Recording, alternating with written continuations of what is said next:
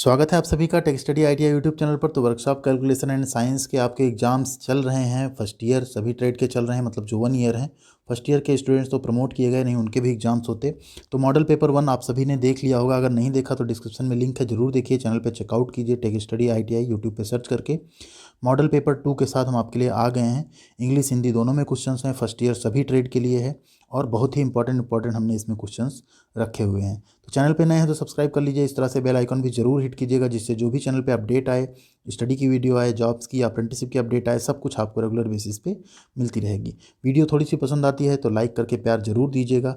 आपका like he हमारा motivation बढ़ाता है और साथ ही साथ यूट्यूब इस वीडियो को और आगे बढ़ाता है आपके लाइक से ही। जितने लाइक आते हैं उतनी ज़्यादा वीडियो और स्टूडेंट तक पहुँचती है, तो हमको भी अच्छा लगता है कि मेहनत सभी तक पहुँच रही है। शुरू करते हैं। पहला क्वेश्चन है, देखिए यहाँ पे, how many degree is equal to 1 radian. एक डिग्री कितने रेडियन के बराबर होता है। हिंदी में कुछ मिस टाइपिंग हो गई है तो उसको थोड़ा सा इग्नोर कीजिएगा आप लोग। एक रेडियन कितने डिग्री के बराबर होता है। पाई डिग्री अपन 360, 360 डिग्री अपन पाई, पाई डिग्री अपन 180 या 180 डिग्री अपन पाई। तो एक रेडियन होता है 180 डिग्री अपन पाई के बराबर। बहुत ही इंपॉर्टेंट क्वेश्चन है, 5 स्टार आप दे के रख सकते हैं इसको। अगला क्वेश्चन है, what is equal to tan theta. tan theta किसके बराबर है। तो हम सभी ने पढ़ा हुआ है, खूब पढ़ा होगा आप लोगों ने। LAL अपान KKA साइन कॉस tan, लंब अपान आधार। ठीक है, तो लंब को हम क्या बोल रहे हैं यहाँ पे, opposite side upon adjacent side. ठीक है, कुछ इस तरह से रहता है, इसको अपोजिट साइड, इसको एडजेसेंट साइड, इसको हाइपोटेनियस। तो यहाँ पे क्या हो जाएगा, opposite side upon adjacent side, विपरीत भुजा अपान आसन भुजा। अगला क्वेश्चन है, what is the value of theta if sine theta equal to √3/2। Theta का मान क्या होगा अगर साइन थीटा का मान कितना है, √3/2, तो थीटा का मान कितना हो जाएगा, 60 डिग्री हो जाएगा। ठीक है, साइन 60 अंश का मान कितना होता है, √3/2। साइन 30 अंश का कितना होता है, 1/√3। साइन 45 का कितना होता है, 1/√2। ठीक है, सॉरी, हाँ, 1/√2। 90 का 1, 0 का 0।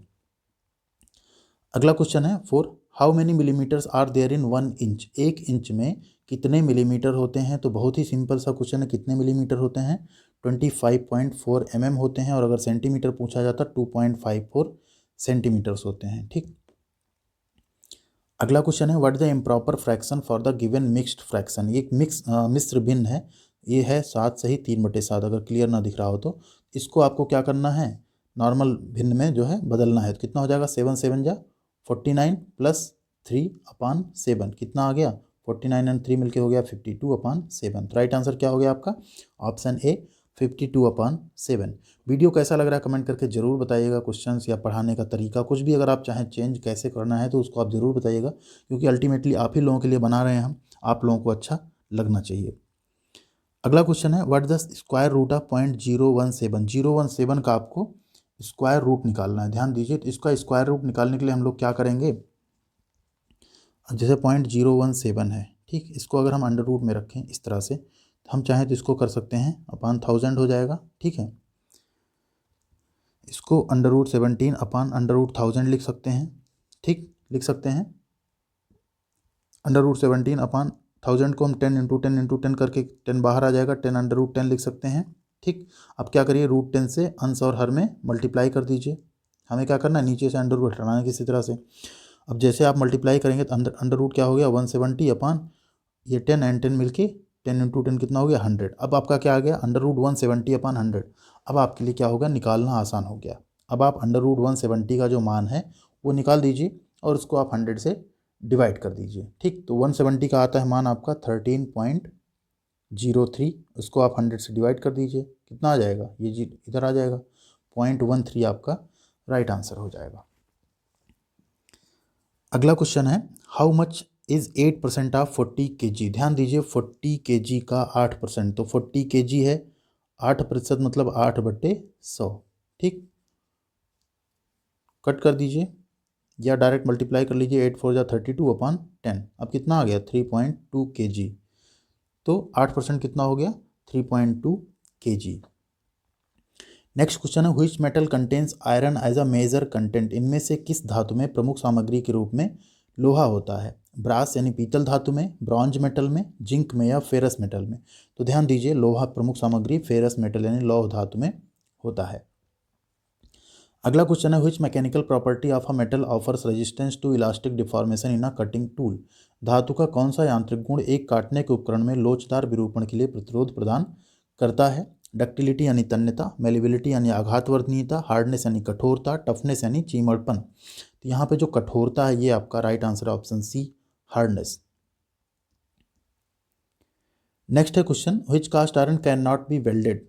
ध्यान दीजिए, एक चीज़ मैं शुरुआत में बताना भूल गया, लास्ट वाला क्वेश्चन आपके लिए है, उसका आंसर आप लोग कमेंट बॉक्स में जरूर कीजिएगा।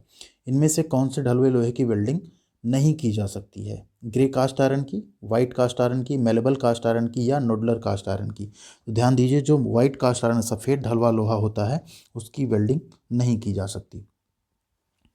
नेक्स्ट है what is the ore of aluminium. Aluminium का अयस्क कौन सा है, मतलब एल्यूमिनियम का अयस्क कौन सा है जिससे हमें एल्यूमिनियम प्राप्त होता है? हेमेटाइट से, बॉक्साइट से, मैलेनाइट से या फेराइट से? तो यहाँ पे जो बॉक्साइट है आपका ये राइट आंसर है, इसी से एल्यूमिनियम का निष्कर्षण होता है। अगला क्वेश्चन है what is called mass per unit volume of a substance. Mass per unit volume, ठीक है, इसी को हम क्या बोलते हैं? डेंसिटी यानी घनत्व। क्या बोलेंगे हम इसको? घनत्व यानी डेंसिटी। नेक्स्ट है what is the mass in grams if a force of 15 tyres acting on a mass m produces an acceleration of 2.5 centimetre पर सेकेंड स्क्वायर। यदि किसी वस्तु पर 15 सेंटीमीटर का बल लगाने से, बल सेंटीमीटर में नहीं होगा एक्चुअली, यहाँ थोड़ा मिसप्रिंट हुआ है, लगाने से वस्तु 2.5 सेंटीमीटर पर सेकेंड स्क्वायर के त्वरण से गति करती है तो वस्तु का द्रव्यमान क्या होगा? ध्यान दीजिए, बल है F दिया है कितना? 15, ठीक। A दिया है कितना? 2.5 सेंटीमीटर पर सेकेंड स्क्वायर। एक फार्मूला होता है F equal to M A, द्रव्यमान इंटू त्वरण। तो M बराबर क्या हो जाएगा? F upon A। F का मान कितना है? 15, A का मान कितना है? 2.5, ठीक है। 6, 25 छक्के 150, तो कितना आ गया? 6 ग्राम आ गया यहाँ वस्तु का द्रव्यमान। अगला क्वेश्चन है what is called if a body does not change its position with respect to its surrounding. यदि कोई वस्तु अपने परिवेश के संबंध में अपनी स्थिति को नहीं बदलता है तो उसे क्या कहा जाता है? Body at motion, body at rest यानी वस्तु का विराम में होना, स्पीड या वेलोसिटी? यहाँ पे आपका right answer option B, body at rest यानी वस्तु विरामावस्था में है। उसे यहाँ अगर वो बदल लेता है पोजीशन तो उसे क्या कहते हैं? बॉडी एट मोशन यानी वस्तु क्या है? गतिशील अवस्था में है। नेक्स्ट क्वेश्चन है what is the work done in unit time. एक इकाई समय में यूनिट टाइम में किया गया कार्य क्या होता है? तो यूनिट टाइम में किया गया वर्क को ही हम क्या कहते हैं? पावर यानी शक्ति कहते हैं। नेक्स्ट क्वेश्चन है व्हिच रेफर्स द टेम्परेचर। तापमान को क्या संदर्भित करता है इसमें? It is a form of energy यानी यह एक ऊर्जा का रूप है। It tells the state of heat या ऊष्मा की अवस्था बताता है। It tells specific heat of substance या किसी पदार्थ की ऊष्मा को निर्दिष्ट करता है। It is measured by calorimeter या कैलोरीमीटर द्वारा मापा जाता है। तो कैलोरीमीटर से तो हम तापमान नहीं मापते, ऊष्मा मापते हैं।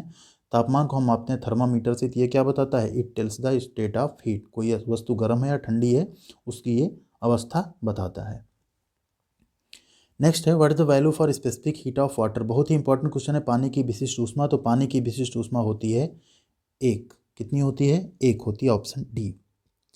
नेक्स्ट है at what temperature will Fahrenheit and centigrade thermometers give the same reading. किस तापमान पर फॉरेनहाइट और सेंटीग्रेड थर्मामीटर क्या करेंगे?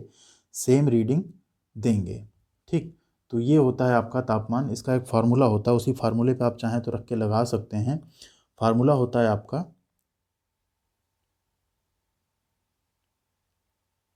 डायरेक्ट लिख सकते हैं फार्मूले को आप सी एंड एफ के टर्म में। यहाँ पे अगर फार्मूला आप लिखेंगे तो होता है एफ माइनस 32, ठीक, into 5 upon 9 equal to C, या इसी को हम लिख सकते हैं 9c upon 5 equal to F minus 32। अब इसमें क्या बोल रहा है? जब एफ और सी दोनों समान हो तो आप सी बराबर एफ रख दीजिए फार्मूले में। एफ की जो वैल्यू आएगी वो आएगी फिर -40। सी की जहाँ आप एफ रखेंगे और इसको सरल कर लेंगे तो आपको मिलेगा F equal to -40 degree celsius, ठीक। तो -40 डिग्री सेल्सियस एक ऐसा तापमान होगा जिस पे थर्मामीटर जो होंगे फ़ारेनहाइट और डिग्री सेल्सियस दोनों में सेम रीडिंग दिखाएंगे। अगला क्वेश्चन है what is the change in length per unit original length per degree rise in temperature is called. तापमान में प्रति डिग्री, प्रति किलोग्राम नहीं आएगा, प्रति डिग्री आएगा, परिवर्तन होने पे मूल लंबाई में परिवर्तन को क्या कहा जाता है? तो उसे ही हम कहते हैं कोफिशिएंट ऑफ लीनियर एक्सपेंशन या रेखीय प्रसार गुणांक कहते हैं। अगला क्वेश्चन है, विच machine converts mechanical energy into electrical energy? कौन सी मशीन यांत्रिक ऊर्जा को विद्युत ऊर्जा में परिवर्तित करती है? बैटरी, जनरेटर, हीटर या आयरन बॉक्स? यहाँ पे आपका राइट आंसर है जनरेटर। जो जनरेटर होते हैं, इलेक्ट्रिक जनरेटर होते हैं, वो हमें यांत्रिक ऊर्जा को इलेक्ट्रिक करंट में बदल के देते हैं। क्वेश्चन नंबर 21 है, which property of a substance opposes the flow of electric current? पदार्थ का कौन सा गुण के कारण वह विद्युत के प्रवाह का विरोध करता है? करंट यानी धारा, वोल्टेज, रेजिस्टेंस यानी प्रतिरोध या ईएमएफ? तो यहाँ पे आपका राइट आंसर है रेजिस्टेंस, यानी प्रतिरोध जो है वो उसमें विद्युत धारा के बहने का विरोध करता है। अगला क्वेश्चन है, which is an example of first order lever? First order यानी प्रथम श्रेणी का उत्तोलक लीवर कौन सा है? Wheel barrow, pair of scissor यानी कैंची, फायर टोंग्स या लाइम स्क्वीजर? तो यहाँ पे जो पेयर ऑफ सीजर होता है वो आपका फर्स्ट ऑर्डर का लीवर है। ध्यान दीजिए यहाँ पे जिनकी फलक्रम क्या हो, बीच में हो, लोड एक एंड पे हो और इफर्ट एक किनारे पे हो, उसे हम कहते हैं first order liver. Second order जैसे व्हील बैरो हो गया, इसमें क्या होता है, फलक्रम एक किनारे पे होता है, इफर्ट हम एक किनारे लगाते हैं, लोड फलक्रम और इफर्ट के बीच में रहेगा। एंड थर्ड ऑर्डर लीवर हमारे हाथ होते हैं, या हम कह सकते हैं जो शुगर टोंग्स होते हैं वो सारे होते हैं, ठीक, जिनमें हम क्या करते हैं, फलक्रम एकदम एंड पे होगा, इफर्ट बीच में होगा, लोड और फलक्रम के। ये हो गया आपका राइट आंसर यहाँ पे। उम्मीद करते हैं इससे आपके तीनों ऑर्डर के लीवर क्लियर हो गए होंगे। अगला क्वेश्चन है, which statement is correct according to Ohm's law? Ohm के नियम के अनुसार कौन सा कथन सही है? I is proportional to 1/v, I is proportional to R, I is proportional to v/r या आई इज प्रोपोर्शनल टू r/v? तो यहाँ पे जो आई प्रोपोर्शनल टू v/r है वही सही है। इसी से एक फार्मूला निकल के आता है v equal to I R, Ohm का नियम जिसे हम कहते हैं। अगला क्वेश्चन है, which is the example for dynamically induced EMF?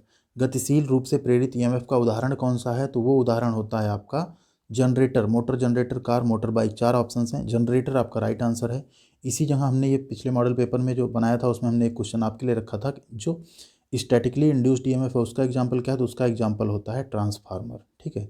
Dynamically जो इंड्यूस्ड है ईएमएफ, गतिशील ईएमएफ, वो है जनरेटर, और जो स्टैटिक यानी स्थिर ईएमएफ है उसका एग्जाम्पल क्या है? ट्रांसफार्मर।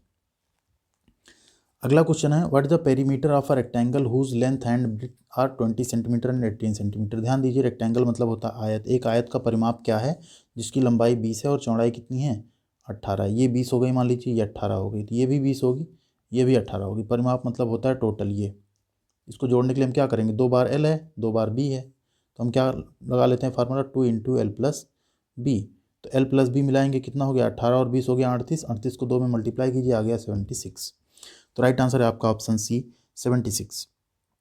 अब आ गई आपकी बारी, इसका आंसर आपको करना है, व्हिच मिनरल इंसुलेटर? इनमें से कौन सा खनिज क्या है? इंसुलेटर है। ग्लास यानी कांच, क्वार्ट्ज, माइका या पोर्सलिन? तो जो भी राइट आंसर हो आपको कमेंट करके बताना है कमेंट बॉक्स में। जिसका भी कमेंट सही होगा हम उसे लाइक और रिप्लाई जरूर करेंगे। वीडियो अगर पसंद आई तो लाइक आपने कर दिया होगा, नहीं किया तो अभी कर दीजिए अगर पसंद आई तो, और शेयर करना अपने दोस्तों के साथ मत भूलिएगा। चैनल पे नए हैं तो सब्सक्राइब कर लीजिए। इस पर आपको रेगुलर ITI के अपडेट्स, ITI की जॉब्स, ITI की अप्रेंटिसशिप, साथ ही साथ ITI की पढ़ाई की वीडियोज़ मिलती रहेंगी। Thank you.